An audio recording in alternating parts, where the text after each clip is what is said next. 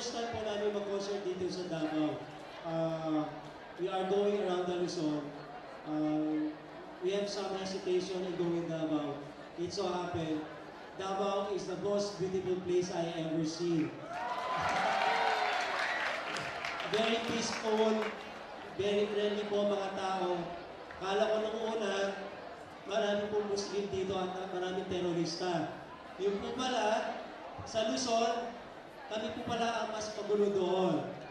You are blessed young people because wala po kayong bagyo, mura ang prutas dito, and you are deep religious, ang mga pamilya nyo can take the chance, no? Gusto ko lang magpasalamat sa lahat, no? To everyone. Okay?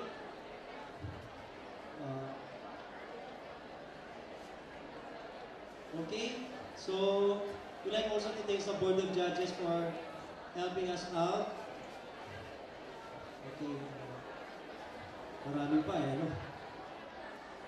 We are just in the ending sa, hinintay lang po namin yung sasayo po, no? We're just killing our time.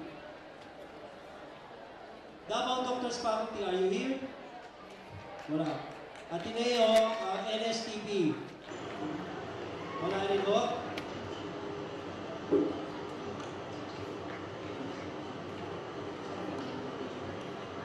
Okay. Sana po, are you enjoying the show? How much? Sige. Gano'n ka kayo kasaya? Ha? Gano'n kayo kasaya? DMI, nandiyan ba? DMI? Mali ko eh? Kala niyo, hindi ako. Si ano naman po, nung pumunta po ako dito, like also to thank Philippine Airlines for supporting us. May panahon para sa inyo, para sa atin. And also, on the principal who have helped us. Maraming salamat po for allowing us. Kaya nga kung lalo na po sa ako, Ma'am Josephine Magtoto po, maraming salamat po, Ma'am Josephine. Opo. Ay, Kuya Cesar, kanina ka pa dyan. Sorry ha, busy lang eh. Kanina pa, lulungan na ako ng balbas eh, kakatawag sa'yo eh. Okay. Kamusta na? Anong balita sa'yo? Okay naman ako, Doktor. Kaya nga sa totoo lang, nagpapasalamat po ako sa lahat, sa inyong lahat, sa lahat po yung sumusuporta ng CNB.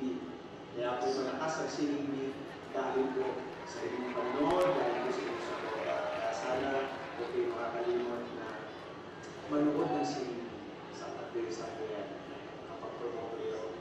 Maraming salamat. Siyempre, basta ikaw, Kuya Cesar, diba? Malakas ka sa akin. Wala na mga tabawin niyo. Thank you, Tokbab.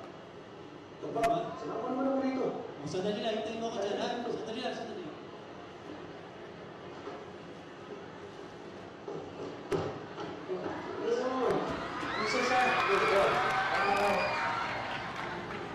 Papang ko natin si Kuya Cesar. May tatanong po ako Kuya Cesar. Ano po yung mga... Ano mo Kuya Cesar, matanda na yun eh. Sige, Sir Cesar na lang po. Yeah, Buboy na lang. Buboy for short. Buboy. Buboy, ano yung mga... pwede mo may share sa ating mga kabataan na di mo makakalimutan na parang ganito? Una-muna, natutuwa ako dyan sa suot mo eh. Hindi ko malaman kung sa St. Paul o sa St. Scholastica ka nag-aaral o ano ba to? Assumptionista ka. Katuwa ka eh. Pero maganda. For the special children. For the special children. Sino ba ang special children? Ikaw ba ang special child o sila?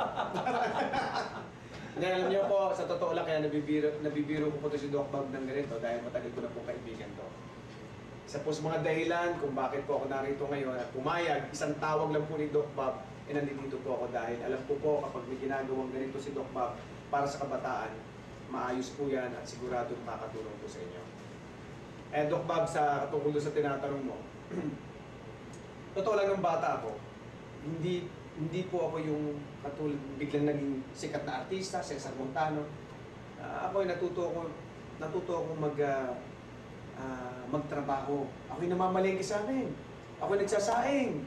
Anong lugar po? Santa Ana, Maynila po ako lumaki.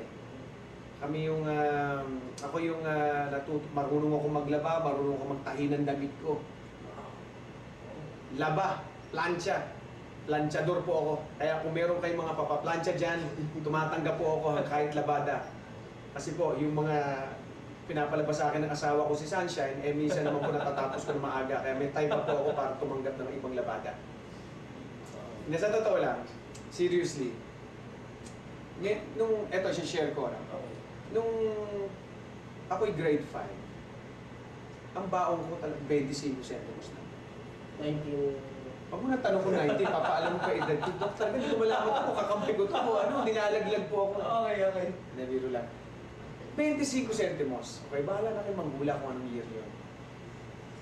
Tapos, okay yun eh, walang problema doon kasi mura lang, gis lang yung tinapay, gis lang din yung soft drinks o yung gulaman. Ayos na po sa akin yun, nung grade 5 po.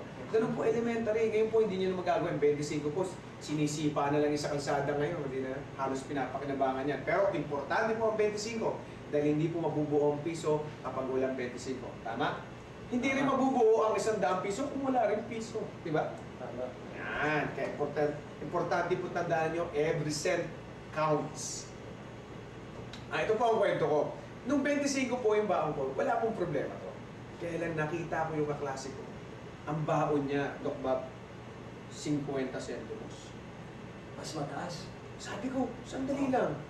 Unfair yata ang buhay eh. Samantalang, alam ko yung, ano rin siya, alam ko mahirap din ang pamilya niya eh. So tinanong ko siya, pangalan niya, Rogelio, si Roger. Sabi ko, Jer, bakit 50 baon mo? Tanong siya sa akin, parang, wala pang akala niya, mangungutang ako sa kanya eh. Parang sama na ng tingin sa akin. Sabi niya sa akin, nagtitinda ako ng dyaryo eh. Talaga? Sabi niya. Iniwan ko na siya. Sumunod na araw po, nagtinda na rin po si Cesar Montano. Hindi pa ako Cesar Montano noon. Grade 5 pa lang ako noon, 10 taon lang ako noon. Nagtinda na rin ako ng dyaryo, Doc Bob. The following day, sumunod na araw, 50 pesos, 50 centimos na rin ang baon ko. Naka-level ka na. Oo, 50 centimos to, ano na. Mayaman na rin ako ng 25 centimos. I am 25 cents richer the next day. So, ano po ang message doon ng istorya ko? Dalawang klase lang po ang tao sa mundo. Isang masipag, isang tamad. Kapag ikaw'y pinanganak na mahirap, hindi mo kasalanan. Kapag naman ikaw ay namatay na mahirap, siguro kasalanan mo na. Si Cesar Montano po, kailangan nyo maintindihan po. Ako po nung umalis, bago ako maging artista, umalis po ako sa bahay ko, wala akong kotse, wala akong bahay. Tiniwala ka ba nun? Wala akong kahit ano. Dala ko lang yung damit ko suot, may konti akong damit sa maleta, umalis ako, wala akong kotse, nag-jeep lang ako. Kahit kung nagsisimula akong artista, ako lang gahawak ng mga damit ko. Kaya magaling ako magdala ng damit eh. Kaya lang talagang dinadala ko. Nasa hangir. Nakasabit po ako sa jeep. Ganun po si Cesar lang. Tapos, umuupa ako sa bahay ng kaibigan ko dito sa Quezon City. Quezon City na ako. Umuupa ako ng... Ang upa ko nun is mura lang pinupahan sa akin yung kwarto kasi luma na yung bahay nila. Pero wala na rin yung magulang niya, sila na lang. Pinupahan sa akin ng 500 pesos. A month. A month. Sa akin medyo maluwag-luwag na kasi meron akong income na ang income ko lang noon 1,000 a week. So pwede na. Pwede na. Pwede na, di ba? Eh kaya lang, yun, sinisave ko yung perang mga sobra. Hindi ako masyadong magastos. Ako'y naggumagastos din paminsan, nagbubutan. Pero alam ko rin para magtabi para sa rainy days. Ika nga. Sa darating na araw na kahirapan, alam kong darating yun. Kaya nagtatabi rin po ako. Hindi ko ginagastos kagad. Yun ang ano, importante. Kaya po mga kabataan, si Cesar po, kung tatanungin niyo naman po, pagtungkol naman po sa pangangalaga ng katawan, kasi po ang buhay talaga is, di ba may kasabihan tayo is, you are what you eat. and what you do in your life. Tama. Yan, di ba?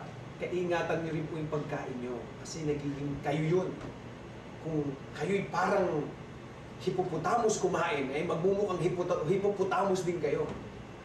Kung kayo ay parang, ano ba to? Kawayan kumain, magiging kawayan din kayo, payat din kayo. Di ba? Konti lang kayo kumain, gano'n. Pero kung ano yung kinakain nyo, masama ang kinakain nyo, walang quality, ang magkakasakit din kayo. Ang ibig kong sabihin po, hindi lang po sa pagkain, hindi lang po sa physical yan. Pati rin po sa inyong karakter. Right. Mag-iingat po kayo sa palaging iniisip ninyo. Kasi kung ano ang iniisip ninyo, papasok yan sa puso ninyo. Kung ano ang nasa puso ninyo, lalabas po yan sa bibig ninyo. At kung ano yung palaging sinasabi niyo at lumalabas sa bibig ninyo, ganun ang magiging karakter ninyo o attitude ninyo at pagkatao ninyo. At yun, kung ano yung pagkatao ninyo, diyan nakasalalay ang inyong destiny o ang inyong kinabukasan. Kaya, be careful of what you think. Kung ano yung iniisip ninyo. Kailangan mabuti ang iniisip nyo. So don't forget, wala pong malas, walang swerte sa buhay. Kung ano ang tinanim ninyo, yun ang aanihin ninyo po. Yan lang po, ganun kasimple ang buhay po. Narinig niyo po si Buboy, yung mga magandang payo niya po sa atin. Talaga natutuwa ako rito sa uniform eh. Huwag kang maingay. Ay, masikip na, nakabukas. Kulang mo ng panda eh. Nakabutas, bukas pa kanina. Kaya yan. Anyway, it's a privilege, Buboy, na kasama ka namin dito. Request ka ng mga kapatid. Sa akin po ang karangalan. Karangalan ko rin po makasama kahit makapiling kayo kahit sa video lang. At meron po kaming maliit na po, regalo po sa inyo. Oo. Is from the Society of the Holy Face of Jesus. Ay, po. naku, maraming salamat. Ayan po. Akala ko nga, ikaw to kanina eh. Malabo lang ako eh. Opo. Ayan po. Ito yung tela na pinahid ni Magdalena sa mukha ni Jesus Christ nung habang siya ay nagdadala ng krus, di ba? Hindi po. Si Magdalena ba yun o si sino? Hindi, si Veronica po yun. Si Veronica. Pero- Hindi, ibig ko sabihin si Magdalena, kaibigan ni Veronica yun eh. At saka Veronica ba? Opo, pero actually, Buboy, ito yung tela nung namatay si Jesus Christ. Di ba sila? Tama ka rin naman eh. Hmm. Si Magdalena, sila yung di ba namatay si Jesus Christ? Sila yung nagbalot. Okay. Kasama si Mama Mary, di ba? Oo, Nung inayos. binalot si Jesus Christ, nilagyan ng spices, tsaka herbs, tsaka pabango. After 3 days nag-resurrect si Jesus Christ, naiwan yung tela at yan ang marka. Ayun. Tama ka rin naman. Tama ka rin. Kasama rin si Magdalena. Kasama rin si Magdalena. Ayun, tama At nung pala. nagpakita siya, Ikaw hindi ka napasama doon, wala ka doon. Hindi pa eh. Hindi ka pa kasama Hindi doon. pa eh. So nung after 3 days, nagpakita rin si Jesus Christ sa unang-unang babae, si Magdalena. Correct. Ayun doon niya sinabi ang touch me not. Huwag mo kong salinin. Kaya may touch me not po na ginawa ginamit po ni Jose Rizal sa kanyang libro na No Limit Tangere. Ang ibig sabihin po ron, touch me not, kasi hindi pa daw po siya nakakarating sa kanyang ama. Sabi ni Jesus Christ. Yun. Di ba? Tama pa rin. Gano'n, no? Tama pa rin. Gano'n, no? Okay. Yun. Naku, So, maraming salamat. Salamat Buboy. sa'yo. Tsaka any message po about your restaurant? Nandito po ako, sa totoo lang po, pinuntahan po ako ni Doc Bob dito sa restaurant ko, Bellissimo Restaurante. Italian restaurant po, dito kailangan makarating po kayo dito. Marami na po artista nakakarating dito kahit po sa totoo lang, si Quentin Tarantino po nakarating na rito, isang Hollywood actor. Hindi po mahal dito, mura lang. Ano lang to, kahit pangmasa pwede po itong, sa Tomas Morato po ito sa Quezon City. Kaya kayo dyan na nasa Pampanga o nasa ibang lupalop ng Pilipinas, bisitahin niyo po ang Bellissimo Restaurante dito sa Tomas Morato. Pagtanong niyo lang, alam niyo po yun sa yung restaurant ni Cesar Montano. At saka po, nakikita yung background namin, painting po ni Buboy po ito. Oo, yung isa po sa Painting po mga- niya. One of the masterpiece po ni Yes, Cesar. Kaya Okay. makikita niyo po yung mga paintings ko dito. Okay. Salamat po! Maraming salamat. Bye-bye. Singing Bee, don't forget! Love you, God bless! Okay. Thank you. Thank you. Thank you, Direk. May pasok ka pa sa school. Thank you po. Thank you. Kaltalon ha? Yun yun ha? Mismo yun. Nakakatawa kasi